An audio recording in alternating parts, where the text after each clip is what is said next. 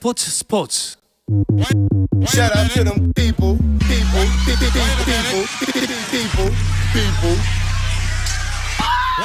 You can catch me. 수요일 저녁에는 농구와 함께하고 있죠. 다양한 농구 이야기를 전하는 주간 농구 시간입니다. 농박이형 손대범 농구 전문 기자 그리고 조현일 해설위원과 함께하겠습니다.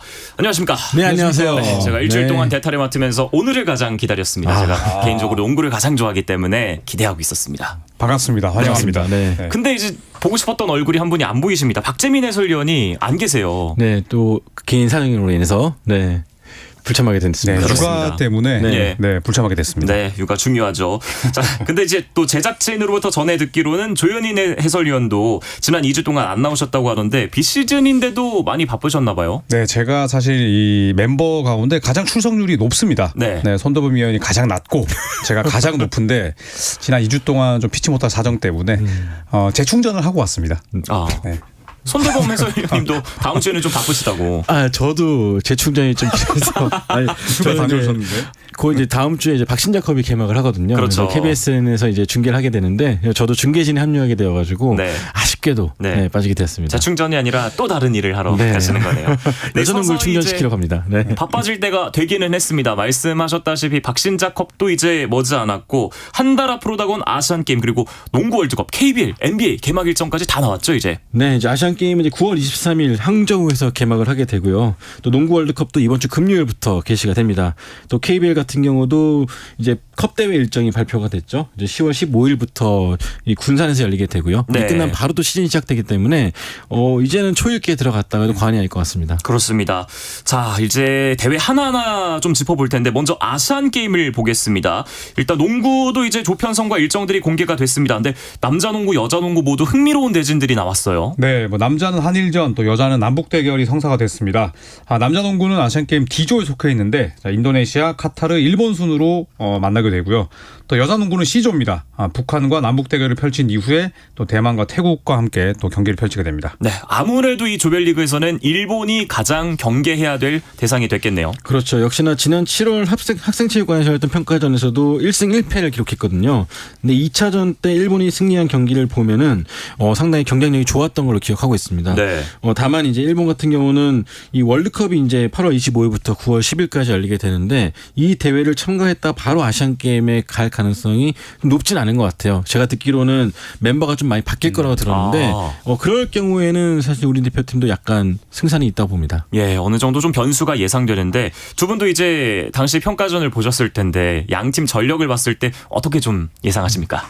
정예 멤버로 붙는다면 사실 이제 일본 대표팀의 전력도 많이 올라왔고 또 NBA 선수들도 있기 때문에 쉽지 않겠지만 아시안 게임에서는 일본이 1.5군 이하로 나오지 않을까 싶고 그렇다면 농구 월드컵에 출전하지 못하지만 또 아시안 게임을 위해서 오랫동안 손발을 맞춘 한국 대표팀이 무난하게 승리를 가져갈 수 있지 않을까 예상을 해보겠습니다. 네, 아무래도 이제 높은 곳을 바라보기 위해서는 조별리그에서 그래도 1등으로 올라가는 게 중요하잖아요. 그렇죠. 역시나 인도네시아나 카타르 같은 경우는 좀 한 수 아래의 팀이기 때문에 일본까지만 잡는다면 무난하게 조 1위가 될 것 같은데 조 1위가 중요한 이유는 8강에 직행하기 때문입니다.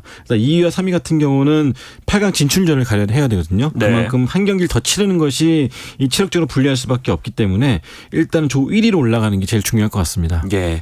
자, 그리고 아시안 게임에서는 아무래도 게다가 홈팀이고 지난 대회 또 우승팀이었기 때문에 중국이 가장 강력한 금메달 후보죠? 네, 그렇죠. 이제 2018년에 금메달 또 따낸 팀이 중국이기도 하고요. 한국 대표팀은 당시에 3, 4위 동메달전에서 이제 대만에게 승리를 했었고 준결승에서는 이란에 패했습니다. 자, 이번 중국 대표팀 같은 경우에는 이제 NBA 선수인 카일 앤더슨이 귀화를 해서 그렇죠. 농구 월드컵에는 참가를 하지만 아시안 게임은 뛰지 않거든요.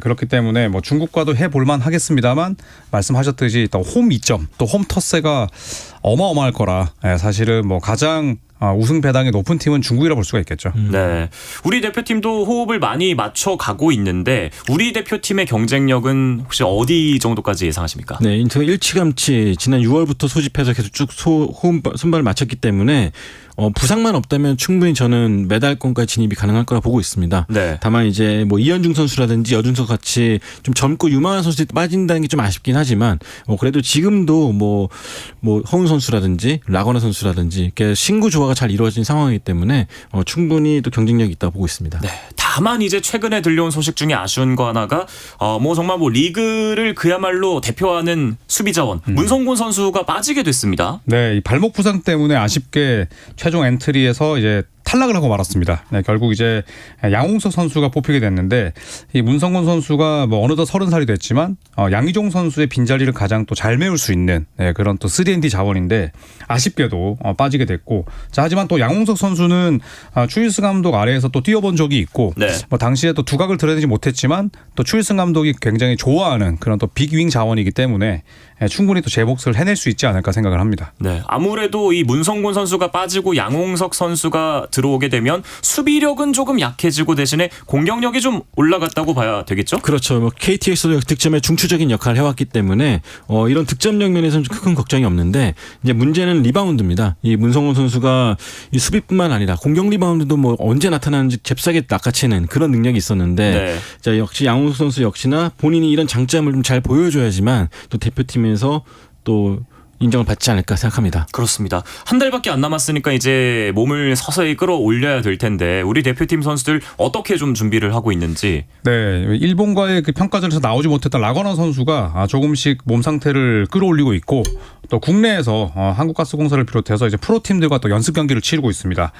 그리고 또 다음 달 5일 일본으로 전지훈련을 떠나는데 B리그 일부 팀과 연습 경기를 펼친다고 하거든요. 네. 그래서 추일승 감독의 이야기에 따르면 일본에서 4경기 정도를 소화한다고 하는데 뭐 아무래도 이제 아시안 게임 이전에 가장 좀 전력을 당금질할 수 있는 그런 기간이기 때문에 일본 이 단기 전지 훈련이 상당히 중요할 것 같습니다.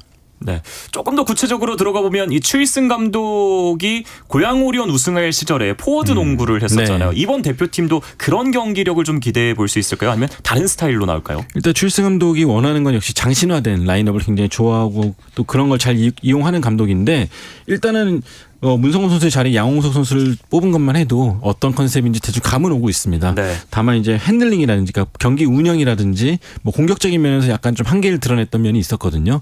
그런 것들을 이제 양홍석 선수의 가세로 좀 얼마나 해결할 수 있을지 지켜봐야 될 것 같습니다. 네, 남자 대표팀의 선전을 또 기원해 보겠고요. 여자 대표팀의 조편성도 흥미로운 상대가 있습니다. 네, 그렇습니다. 역시 북한인데요. 뭐 대만, 태국과 함께 편성이 됐지만 역시나 북한과의 대결이 가장 기대가 되면서 또 궁금합니다. 2018년 이 자카르타 팔레망 아시안 게임 때는 남북 단일팀으로 뛰어서 굉장히 또 많은 관심을 받기도 했었는데 네. 그 당시에 이제 남한에서는 9명 그리고 또 북한에서는 로수경 선수와 또 김혜연, 장미경 선수까지 3명이 뛰었는데 은메달을 따냈거든요. 자, 하지만 이제는 서로 또 승리를 위해서 맞붙는 상황이 됐습니다. 그렇습니다. 어제의 동료가 오늘의 적이 된 이번 아시안 게임인데 자, 그런데 이제 사실 여자 농구 대표팀도 최근 국제대회 성적만 놓고 봤을 때는 좋지는 않습니다. 네. 조 1위는 문제 없을까요? 일단은 부상자가 좀 있죠. 최희샘 선수도 부상을 당해가지고 결국 강유림 선수로 교체가 됐고 또 전체적으로 봤을 때도 좀 크고 작은 부상에 좀 시달리고 있는 대표팀인데 그럼에도 불구하고 일단 C조에서는 1위가 좀 쉬울 거로 보고 있습니다. 저는 예. 수월할 거라 보고 있는데요. 일단 북한이나 태국 같은 경우는 국제 경험도 좀 적은 편이고 또 한 수 아래로 생각되고 있고요. 대만 역시나 뭐 1, 2년 전만 해도 대만이 좀 우리 대표팀과 좀 비등비등하게 간 면도 있었는데 네. 최근에는 또 대만도 많이 부진한 상태예요. 네. 우리 WKBL의 프로팀에게도 질 정도로 약간 전력이 약해졌기 때문에 우리 부상만 없다면은 네. 좋은 경기 펼치지 않을까 기대합니다. 그렇다면 우리 대표팀이 혹시 금메달까지도 노려봐도 되는 전력입니까?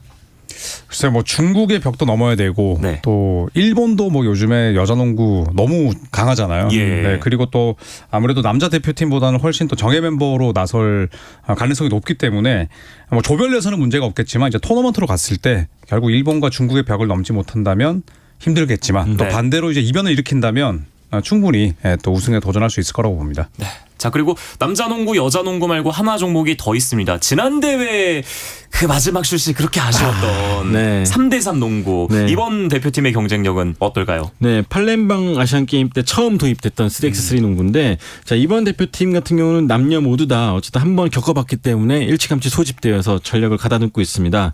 이 남자는 일본, 투르크메니스탄, 이란, 몰디브와 함께 B조에 속해됐고요. 여자 같은 경우는 말레이시아, 태국, 몰디브와 D조에 편성됐습니다.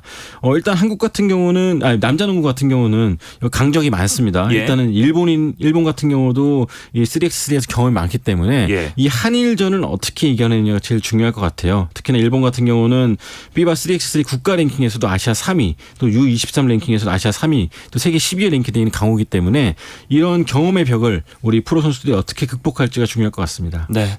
3대3 농구에서는 그리고 특이하게 연령 제한이 있습니다. 네, 23살 이하 선수들만 출전할 수 있는데 이번 아시안 게임이 이제 코로나19 때문에 1년이 연기되면서 이번 대회만 이제 24살 이하로 출전이 가능합니다. 일본은 뭐 이미 지난해부터 이제 23살 이하 선수들을 선발을 했고 또 이 한국 대표팀 같은 경우에는 이제 강양현 감독이 이끌고 있는데 네. 현재 FIBA 3대3 남자 U23 국가 랭킹은 아시아 20위입니다. 예. 현재 서명진, 김동현 선수 그리고 또 이두원 선수, 이원석 선수가 뛰게 되고 여자팀 같은 경우에는 이제 이다현 선수, 정혜림 그리고 임규리 선수, 박성진 선수가 뛰게 됩니다. 네. 자, 우리 대표팀 남자 농구, 여자 농구 그리고 3x3 대표팀까지 좋은 성적 내고 오기를 기대해 보겠습니다. 자, 그리고 여자 농구의 중요한 행사 대회가 곧 열립니다. 네, 이번 주 토요일부터 이제 여자농구 박신자컵이 개최가 됩니다.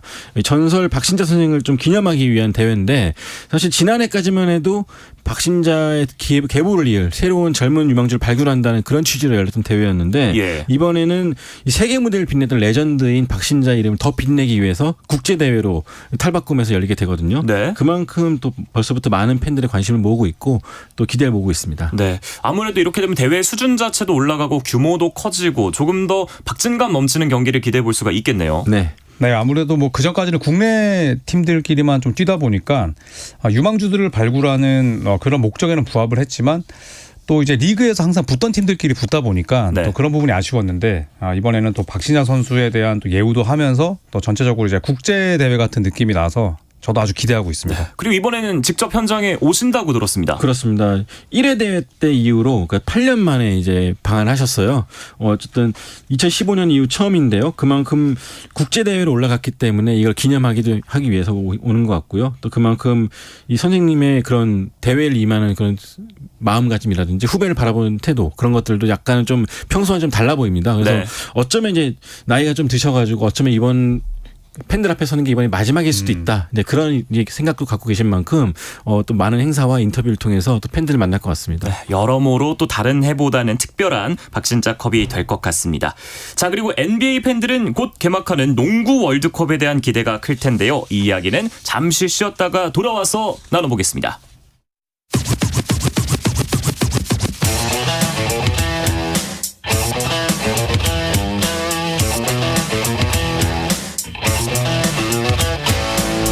짜릿함이 살아있는 시간 한상원의 스포츠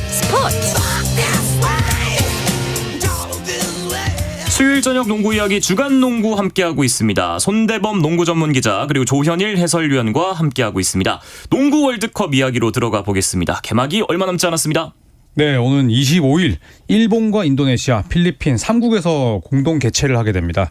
이번 농구 월드컵이 이제 아시아 대륙에서 펼쳐지기 때문에 예. 뭐 기대도 되고 또 궁금하기도 한데 한편으로는 한국에서 이런 대회가 열렸으면 어땠을까 그렇죠. 또 하는 아쉬움도 공존합니다. 네. 자, 8개 조 32개 나라가 출전하는 이번 농구 월드컵. 아무래도 우승 후보가 속해 있는 팀들이 관심을 모으고 있습니다. 네, 역시 뭐 디펜딩 챔피언인 스페인이 G조에 속해 있고요. 인도네시아에서 이제 조별 리그를 치르게 되고요. 또 지난 대회 7위에 부진에 빠졌던 미국 이제 명예회복에 나섰는데요. 이번 C조에 속해가지고 이 필리핀 마닐라에서 대회를 시작합니다. 또 그 외에 뭐 독일이라든지 뭐 세르비아라든지 또 많은 강팀들이 예. 대회를 준비하고 있는데요. 이번 대회만큼은 미국이 절대 강자라는 평가를 받았던 과거와 다르게 예. 많은 어느 팀이든 우승할 수 있다라는 네. 평가를 받고 있습니다. 그러니까 사실 이런 세계인의 축제에 우리나라가 함께하지 못한다는 점은 굉장히 좀 아쉬운 점으로 남아 있습니다. 네, 우리나라가 사실 올림픽과는 좀 남자 농구가 인연이 1996년 이후로 없는데 네. 그래도 농구 월드컵은 가장 최근에 진출을 했었거든요. 2014년에. 자, 그런데 이번에는 이제 코로나19 사태로 인해서 월드컵 아시아 예선 참가조차 하지 못하면서 실격 처리가 됐습니다. 네, 그래서 월드컵에 대한 도전도 하지 못한 채 기회를 놓쳤는데 다음 대회에는 저희가 또 한국 팀에 대한 프리뷰, 리뷰까지 좀 할 수 있었으면 좋겠습니다. 네. 부디 그러기를 또 바라보겠습니다.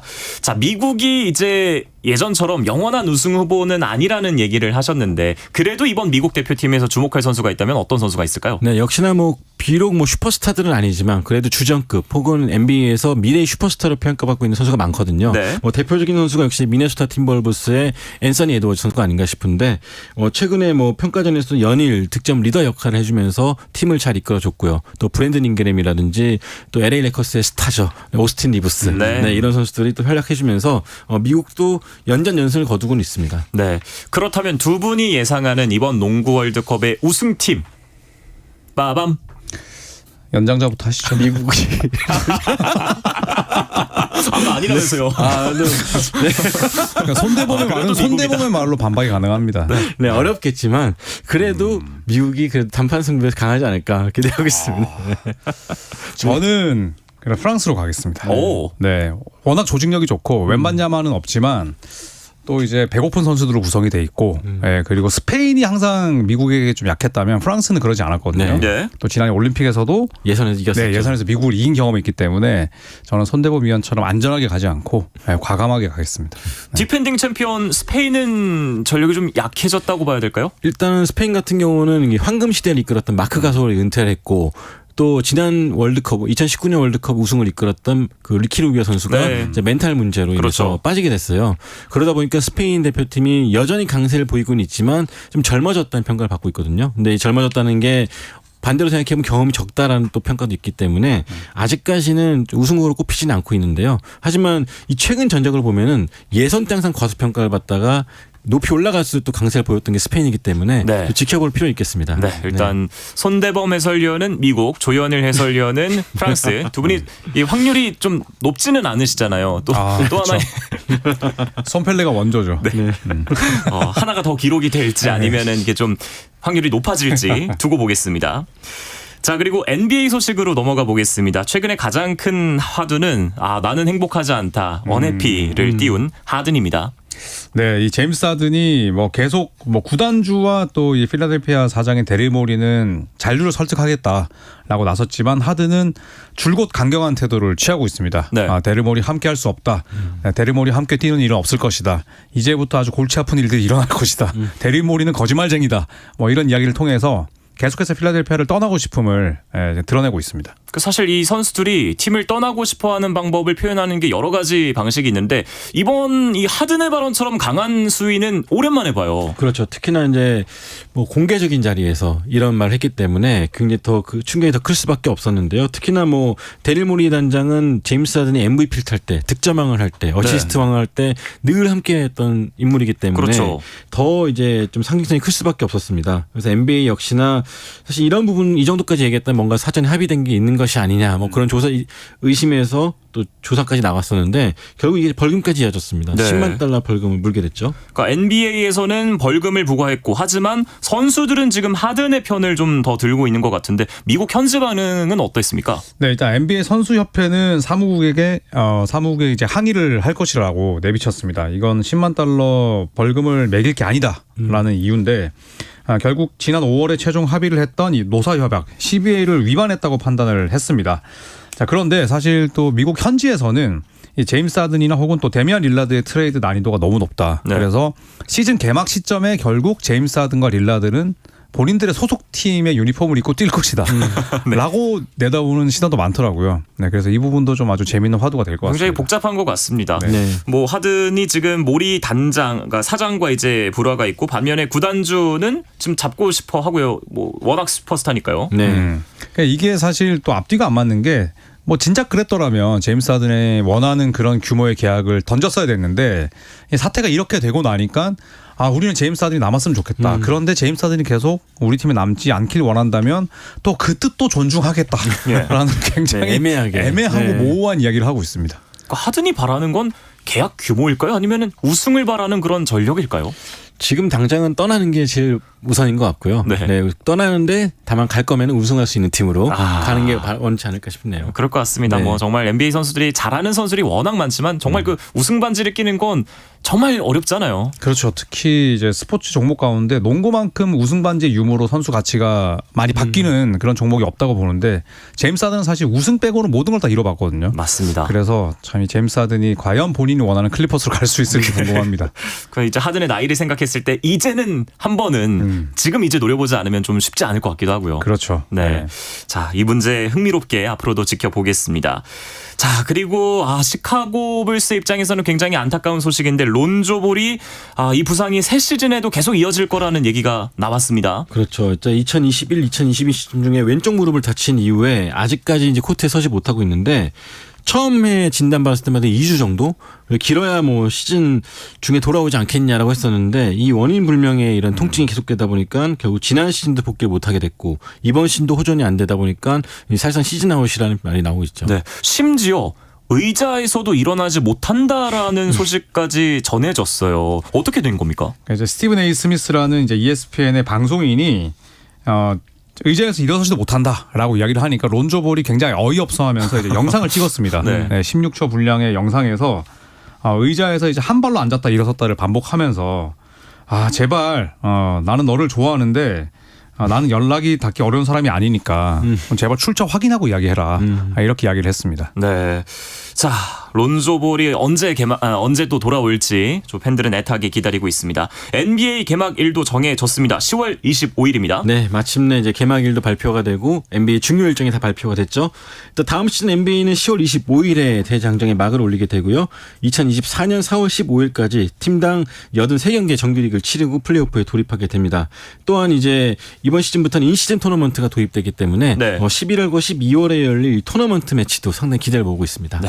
NBA는 항상 그 마지막 결정전도 재밌지만 개막전도 매치업을 잘 짜놔서 재미가 있습니다. 네, 개막전은 항상 이제 스토리가 있는 팀끼리였고 또 3경기 이상 잡지 않습니다. 네. 딱 2경기로 잡는데 올 시즌은 덴버 너게츠와 레이커스 지난 플레이오프 컨퍼런스 결승에서 맞붙었던 두 팀이고요. 또 같은 날 골든스테이트 워리어스와 피닉스 선즈의 이제 크리스 폴 더비. 예. 크리스 폴이 피닉스 선즈를 떠나서 워리어스의 새 둥지를 틀었는데 좀 다른 점이 있다면 이 두 가지 대진의 4개 팀이 전부 다 서부 컨퍼런스 소속이에요. 네, 그래서 인기 없는 동부 컨퍼런스 팀들은 아예 배제를 시켰습니다. 네. 철저히 인기 위주로 네. 배정을 했습니다. 저는 이제 흥미로운 개막전 중에 그래도 덴버 너게츠와 LA 레이커스의 대진이 궁금한데 두 분은 좀 비실은 취재를 하면서 이번 개막전은 어느 팀이 승리를 할지. 덴버랑 레이커스는 굉장히 그 맥빠지는 덴버의 승리를 예상을 하고요. 네, 골든스테이트와 피닉스는 피닉스가 이길 것 같습니다. 네. 네. 네. 근데 왜냐면 저 또 기사 보니까 아니다 그 건강한 AD는 요키치를 넘어설 거다 이런 기사를 또 봤거든요. 근데 역시나 홈팀이고 또 챔피언 반지 수여식이 있는 날이기 때문에 이런 날 덴버는 또 어지간하면 지지 않을 것 같고요. 반면 레이커스 같은 경우는 여전히 전력 보강에도 불구하고 이 덴버 너게츠만큼의 또 우승 전력은 아니라고 생각하거든요. 네. 저도 개막전은 덴버가 우세하지 않을까 생각합니다. 네.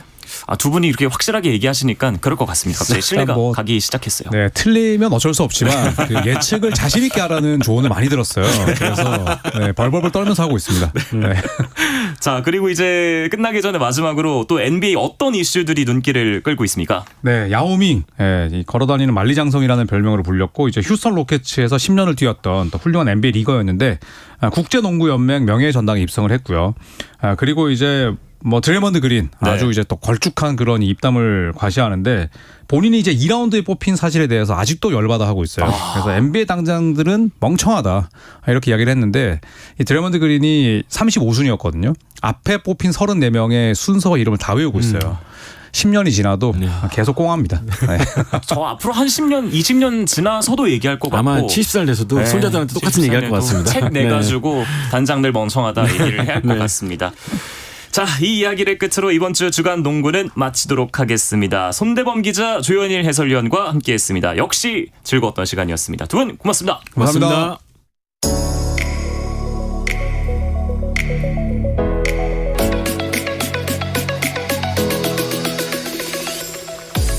자, 내일도 8시 30분에 돌아오겠습니다. 아나운서 남현중이었습니다. 스포츠.